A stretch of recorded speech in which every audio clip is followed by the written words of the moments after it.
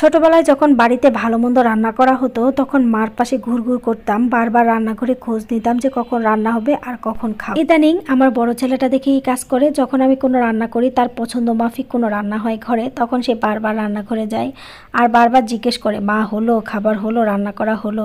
যাই হোক, ব্যাপারটা আমার ভীষণই ভালো লাগে। আমি যখন ভালো কিছু রান্না করি সে এত আগ্রহ নিয়ে খায়, ব্যাপারটা আমি খুবই এনজয় করি। যাই হোক, আজকে রান্না করছিলাম তারই পছন্দ মাফিক কোনো খাবার, যদিও সে তখন স্কুলে ছিল। জানি সে এটা দেখলে অনেক বেশি খুশি হবে। আজকে তার জন্য রোস্ট রান্না করব। আসলে একবার চেয়েছিলাম ঝাল মাংস রান্না করি, কিন্তু সেই একই তো কথা, সেই মুরগি দিয়ে আবার সেই ঝাল মাংস রান্না না করে তাদেরকে একটু খুশি করার জন্য রোস্ট করে দিলাম। আর এখানে করব সবজি, তাই এখানে কিছু সবজি কেটে নিলাম। একটু কালারফুল সবজি করেছি যাতে বাচ্চারা পছন্দ করে খেতে পারে। যাক, আমার বড় ছেলেটা সবজি নিয়ে কোনো সমস্যা নেই, সে খায়, কিন্তু ছোটটা খেতে চায় না। আর আজকে সবজিটা একটু মেখে রান্না করব, তাই হালকা অল্প অল্প মশলা দিয়ে ভালো করে মেখে এটা আমি চুলায় বসিয়ে দিলাম একটু কষানোর জন্য। এখানে আমি একটু রোস্ট রান্না করব, তাই মুরগিগুলি ভালো করে ধুয়ে নিলাম। যদিও বাসার খালা একবার পরিষ্কার করেছে, তাও আমি একবার করে নিলাম। আর এখানে রোস্টের মশলা যেটা, সেটা একটু রেডি করে নিয়েছিলাম। আসলে মশলাটা রেডি থাকলে রান্না করতে অনেক সহজ হয়। আমি সবসময় চেষ্টা করি রান্নাবান্না একটু সহজ করার জন্য, একটু জটিল না করে সহজ করে মজাদার কিভাবে রান্না করা যায় সেটাই সবসময় ট্রাই করি। তারপরে এখানে সবজিটা যে কষাতে দিয়েছিলাম সেটা কষানো হয়ে গেছে। অল্প একটু পানি দিয়েছি, যেহেতু পেঁপে দিয়েছি একটু সিদ্ধ হওয়ার জন্য, জাস্ট এই কারণেই। তারপর এখানে আমি একটু চিকেন রোস্ট রান্না করব যেহেতু, তাই এখানে আমি একটু পেঁয়াজের বেরেস্তা করে নিলাম। আর পেঁয়াজের বেরেস্তা করে সেটা উঠিয়ে নিলাম। তারপরে এখানে যে তেলটা আছে, বাকি তেলে এই চিকেনটা ভেজে নেব।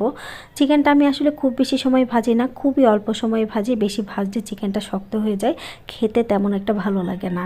2 থেকে 3 মিনিট ভাজি, বাস এই পর্যন্তই। তারপরে বাকি তেলে একটু ঘি অ্যাড করে মশলাটা যেটা রোস্টের জন্য রেডি করেছিলাম সেটা আবার দিয়ে এটা ভালো করে ভুনা করে নেব। এটা যত ভুনা হবে খেতে কিন্তু তত বেশি ভালো লাগবে।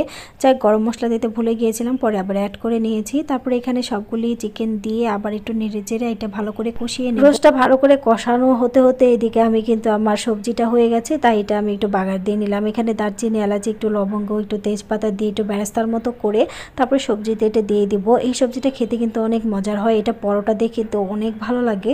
মাঝে মাঝে এখানে আমি কোনো প্রকারের শুকনা মরিচই ব্যবহার করি না, শুধুমাত্র কাঁচা মরিচ দিয়ে রান্না করি, তবুও খেতে কিন্তু অনেক বেশি মজা হয়। এই চড়াতে কিন্তু রোস্টটা কষানো হয়ে গেছে, এখানে আমি দুধ অ্যাড করে দিলাম। আমি কিন্তু রোস্টে কোনো প্রকারের পানি ব্যবহার করিনি, কারণ পানি ব্যবহার করলে মানে রোস্টটা অনেক বেশি সেদ্ধ হয়ে যায়, খেতে কিন্তু ভালো লাগে না। তারপরে এখানে কাঁচামরিচ, কিছু বেরেস্তা দিয়ে আবার একটু রান্না করে নিলাম। এখানে কিন্তু ঘি দিতে ভুলে গিয়েছিলাম, যদিও আগে একবার ঘি ব্যবহার করেছি, পরে আবার দেবো সেটা ভুলে গেছি।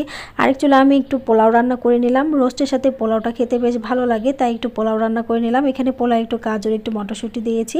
ওই যে বললাম, একটু বাচ্চাদের কালারফুল জিনিস হলে তারা পছন্দ করে, তাই আর কি। তারপর এটা ভালো করে রান্না করে আজকে আমার রান্নাবান্না কিন্তু প্রায় কমপ্লিটই হয়ে গেছে। আর এখন জাহিন স্কুল থেকে এসেছে, তাকে গোসল টোসল করিয়ে তাকে খাবার দেব। আর তার সারপ্রাইজ প্লেটটা আমি একটু সাজিয়ে দিলাম, সে এখনও জানে না আমি তার জন্য কি রান্না করেছিলাম। যাক, আজকে ভিডিওটা এই পর্যন্তই। আল্লাহ হাফিজ।